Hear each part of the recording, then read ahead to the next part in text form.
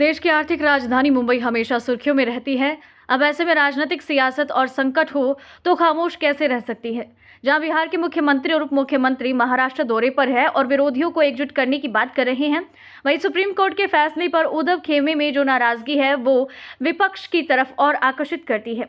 Supreme court द्वारा महाराष्ट्र के राजनीतिक संकट पर फैसला सुनाए जाने के बाद उद्धव ठाकरे ने कहा, मैंने नैतिकता के आधार पर इस्तीफा दिया था। एकनाथ शिंदे और फडणवीस में नैतिकता है तो वो भी मेरी तरह इस्तीफा दे। महाराष्ट्र के मुख्यमंत्री एकनाथ शिंदे ने सत्ता में आने के लिए लोकतंत्र की हत्या की थी और उन्हें पद छोड़ देना चाहिए। इस पर महाराष्ट्र के उप मुख्यमंत्री देवेंद्र फडणवीस ने कहा कि उद्धव ठाकरे का एकनाथ शिंदे से इस्तीफा देने की मांग करना हास्यास्पद है। सुप्रीम कोर्ट के फैसले के बाद बिहार के मुख्यमंत्री नीतीश कुमार के साथ एक प्रेस कॉन्फ्रेंस को संबोधित करते हुए उद्धव ठाकरे ने कहा, लोकतंत्र की हत्या के बाद एकनाथ शिंदे जीते, उन्हें मुख्यमंत्री पद से इस्तीफा दे देना चाहिए।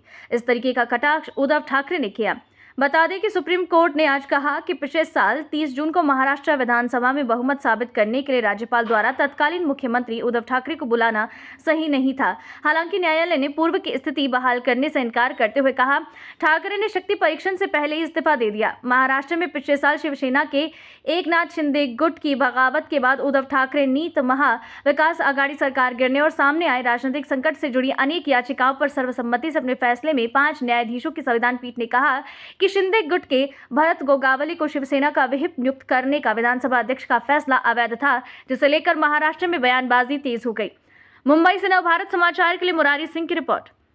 त्या पक्षाचा पक्षादेशच चालणार आहे, त्याच्यामुळे हा सगळ्यात महत्त्वाचा निर्णय सुप्रीम कोर्टाने दिलेला आहे। त्याचबरोबरीने निवडणूक आयोगावरती सुद्धा ताशेरे मारलेले आहेत, राज्यपालांवरती ताशेरे ओढलेले आहेत। एकूणच हे चापकाचे फटकारे जर जे तिकडे खुर्चीत बसलेले आहेत ते निर्डावलेले नसले तर त्यांना पुरेसे आहेत आणि त्यानुसार आता तरी त्यांनी सुधारण्याची आवश्यकता आहे। नाही उद्धवजी स्ट्रेट प्रश्न आहे की मुख्यमंत्र्यांनी विद्यमान मुख्यमंत्र्यांनी राजीनामा द्यावा नैतिकतेच्या आधारावर अशी तुमची माझी जसं मी तुम्हाला म्हटलं की मी एक नैतिकता मला असं वाटलं की ज्यांना सगळं काही देऊन सुद्धा हापापलेली लोक ही माझ्यावरती अविश्वास ठराव आणणार आणि त्यांच्या हापापलेपणाने मी पुरेसा पडू शकत नाही, कारण आणखी काय देणार।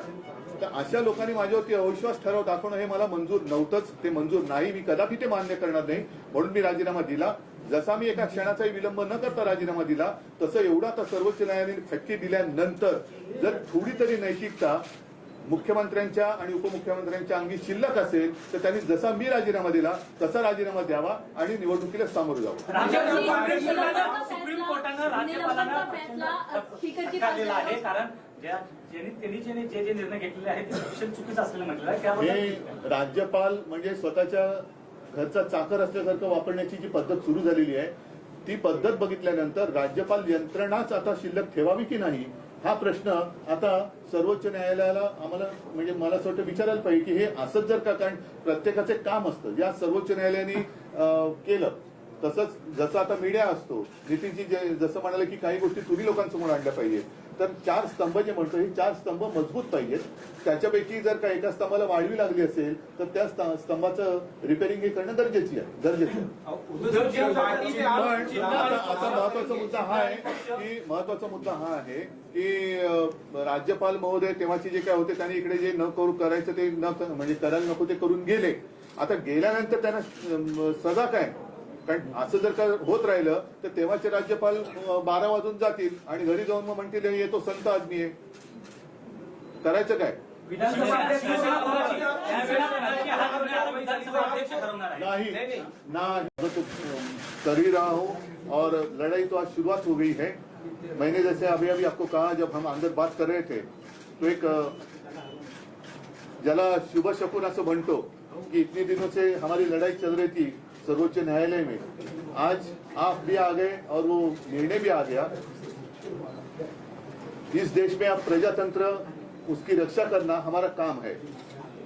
जैसे सर्वोच्च न्यायालय ने कहा कि अगर मैं रिजाइन नहीं करता, मैं इस्तीफा नहीं देता तो शायद मैं वापस मुख्यमंत्री बन जाता। मैं मेरे लिए नहीं लड़ रहा, मेरी लड़ाई जनता के लिए है, मेरे देश के लिए, मेरे राज्य के लिए है।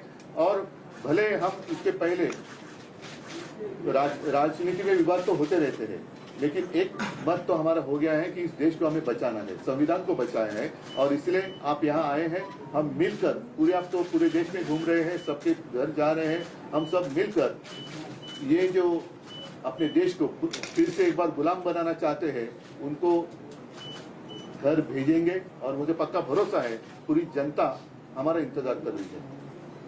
राजीनामा देणे ही चूक झाली असं वाटतं का?